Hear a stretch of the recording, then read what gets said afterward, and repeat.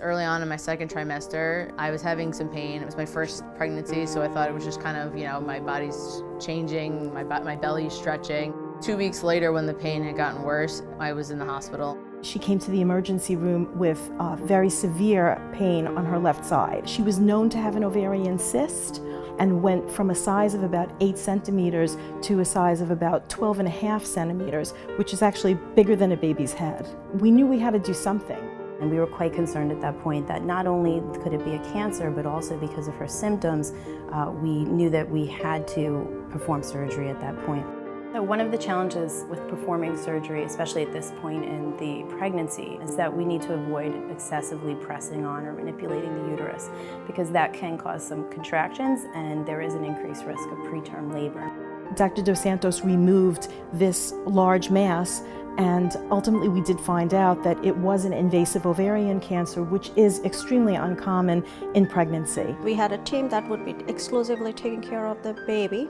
We had a team that would be focusing on delivery of the baby, and then there was the team that was focusing on the care of the patient for cancer. So many different disciplines needed to be involved to be able to orchestrate this incredible situation. What we've done at the Center for Cancer, Pregnancy and Reproduction is help put all of that information in one place for the patient through nurse navigators who will chaperone the patient to the next person to care for that patient in the most efficient way possible. The biggest issue we had was to give chemotherapy in a timely manner, so we had to schedule the treatments in such a way that when she's ready to deliver, her immunity is not affected so that it does not affect the baby.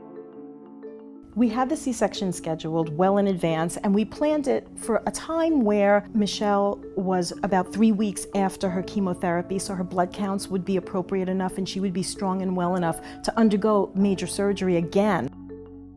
We delivered the baby. He came out 7 pounds, 10 ounces, came out crying and screaming, and everything was great. Everyone always tells you how amazing it is the day your child is born. But until it happened, I didn't quite understand. It was just amazing, instant love. Watching this come to fruition with Michelle having a full-term, healthy, beautiful baby, it was absolutely magical. If I didn't have the team, I don't know how we would have gotten through. As I keep saying, we're on the other side, and we're just looking forward to enjoying him and our family.